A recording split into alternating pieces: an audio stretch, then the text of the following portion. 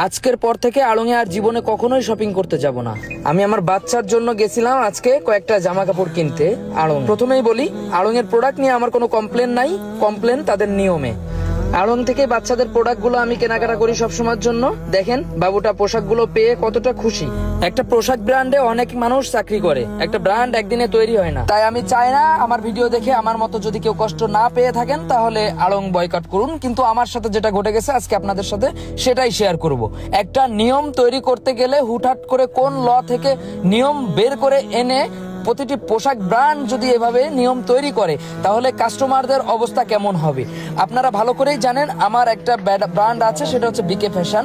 আমি খুব ছোট এবং অতি ক্ষুদ্র একটা মানুষ বাংলাদেশের, যদিও আমি একটা কাপড়ের ব্র্যান্ডের সাথে জড়িত, আমার একটা ব্র্যান্ড আছে। তো সেই হিসেবে কিন্তু আমি ব্র্যান্ডের অনেক নিয়ম কানুন এবং পোশাক সম্পর্কে অনেক কিছুই কম বেশি আমি জানি। আমার এইটুকু ধারণা অন্তত আছে। আমি উপর থেকে কেনাকাটা করতে যে নতুন একটা অভিজ্ঞতার শিকার হলাম, সেটা হচ্ছে যে ব্যাগ প্রয়োজন। ব্যাগ দিবে না তারা, ব্যাগ আমার নিজস্ব ব্যাগ নিয়ে যাইতে হবে। ব্যাগ নিতে হলে তাদের কাছ থেকে ব্যাগ পারচেস করে নিতে হবে টাকা দিয়ে কিনে। দেখেন আমি আমার পার্সোনাল নিজস্ব ব্র্যান্ডের যে ব্যাগ, পাটের ব্যাগ, আমার ব্যাগটাও কিন্তু কম দামি না। আমি আমার ব্যাগটা কাস্টমারদের উপহার স্বরূপ আমি কিন্তু 5,000 টাকার উপরে কেনাকাটা করলেই আমরা আমাদের এই ব্যাগগুলা দিব। এবং সাধারণভাবে অন টাইম ইউজের জন্য কিন্তু আমাদের যে কাগজের ব্যাগ, সেই কাগজের ব্যাগও কিন্তু একদমই সস্তা না, কাগজের ব্যাগটাও খুবই প্রিমিয়াম।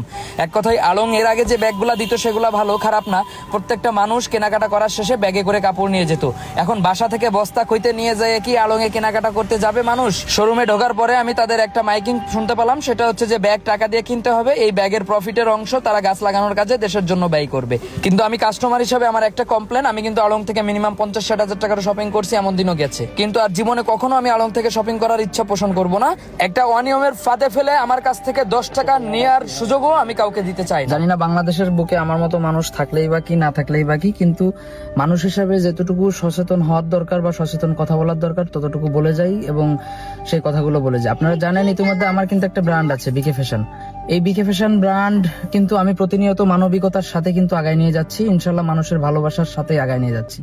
কাপড়ের পোশাকে মানে পোশাক জগতে ব্যবসা কি এটা তো অন্তত আমি বুঝি, এবং কাপড়ের জগতে লস কি, ব্যবসা কি, প্রফিট কি, সবকিছুই আমি অন্তত বুঝি। তো আমি আসছিলাম আড়ংয়ে। আড়ং সম্পর্কে আমি আসলে আমি কোনো বাজে কথাও বলতেছি না, কিন্তু আমি কোনো অধিক প্রশংসাও করতেছি না। আমি জাস্ট একটা জিনিস আমার সাথে আজকে যেটা ঘটছে সেটা বলতেছি। সেটা হচ্ছে যে বাচ্চার প্রোডাক্ট কিনতে গেছিলাম আড়ংয়ে, এবং বাচ্চার প্রোডাক্ট কিনছি প্রায় 4,500-5,000 টাকার প্রায় প্রোডাক্ট কেনা হয়েছে ভ্যাট সহ। তো ভ্যাট সহ যখন প্রোডাক্টটা কিনছি, ভ্যাট অবশ্যই দিতে হবে, ভ্যাট দেশের উন্নয়নের কাজে লাগে। এবং প্রোডাক্ট যখন কেনা শেষ হয়ে গেছে তখন আমাকে আড়ংয়ের ম্যানেজার বলে তাদের নতুন নিয়ম জারি হয়েছে, সেটা হচ্ছে যে ব্যাগ কিনতে হবে। এর ব্যাগ বিক্রি করার যে খরচটা, এই খরচটা বা এই প্রফিটটা দেশের গাছ লাগানোর কাজে ব্যয় হবে।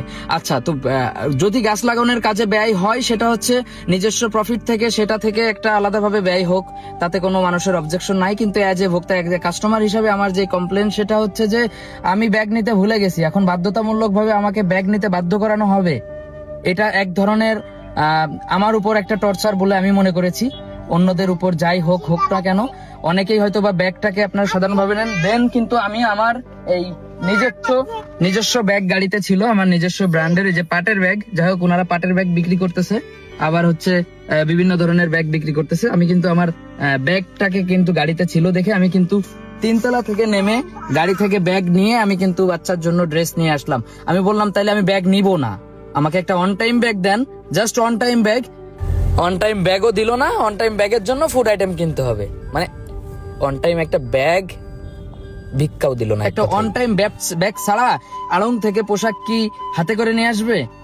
আড়ং এর মতো একটা প্রতিষ্ঠান যদি এখানে অন টাইম মানে একটা ব্যাগ নিয়ে একটা টাইম ব্যবহার হবে, এই জন্য তাদের উদ্যোগটা হচ্ছে যে অধিক টাইম যেন ব্যবহার করা যায়, এই জন্য একটা ব্যাগ। তা আপনারা ব্যাগ দেন। আপনারা আড়ং মানে তো একটা অন্য কিছু মানুষ জানে, তো তাদেরকে সেখানে দামি একটা ভালো একটা ব্যাগ দেন।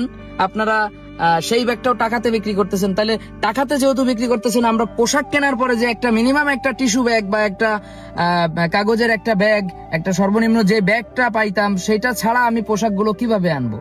তো এই যে কিছু নিয়ম অনিয়মের মতো করে কিছু কিছু নিয়ম তৈরি হচ্ছে দেশে এবং প্রত্যেকটা ক্ষেত্রে।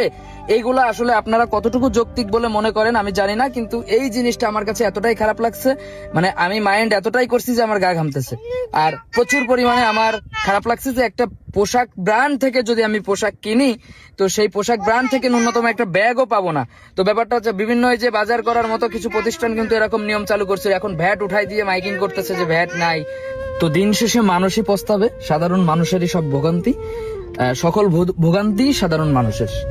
তো আসলে ব্যবসা, বাচ্চাদের পোশাক আমার ব্র্যান্ডে ছিল না, তবে ইনশাল্লাহ বাচ্চাদের পোশাক নিয়ে আসবো। বাচ্চাদের পোশাক, এক কথা হচ্ছে পোশাক ব্যবসা কেমন করতে হয়, কোন নীতিতে করতে হয়, ইনশাল্লাহ এইটা বাংলাদেশের মানুষ বা আমাদের যারা ভালোবাসা শুভাকাঙ্ক্ষী আছে তারা দেখবে।